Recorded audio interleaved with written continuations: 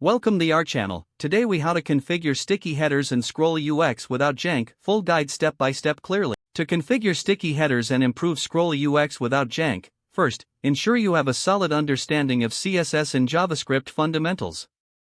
Begin by creating a basic HTML structure that includes a header and content sections. In your CSS, set the header's position property to sticky. Add a value for top to determine the sticky position when scrolling. Ensure you set the z-index property to keep the header visible above other content. Next, implement a smooth transition effect for the header using the CSS transition property. To enhance performance, use the will change property on the header for smoother rendering.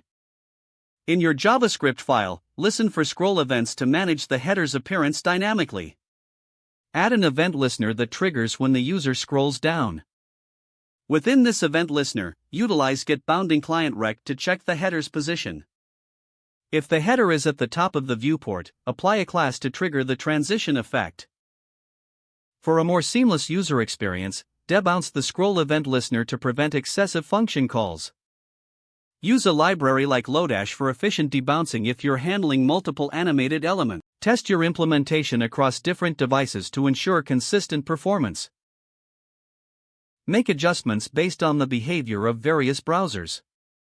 Keep your animations minimal and avoid heavy effects that could lead to jank. Optimize images and assets to ensure quick loading times. Finally, evaluate the performance using developer tools to ensure smooth scrolling and remove any detected jank. If the page does not load, refresh the browser or try again in a private or incognito window. Make sure you are using the correct email address, then retype it carefully to avoid small typos. If your password is not accepted, use the reset option and create a new strong password you can remember.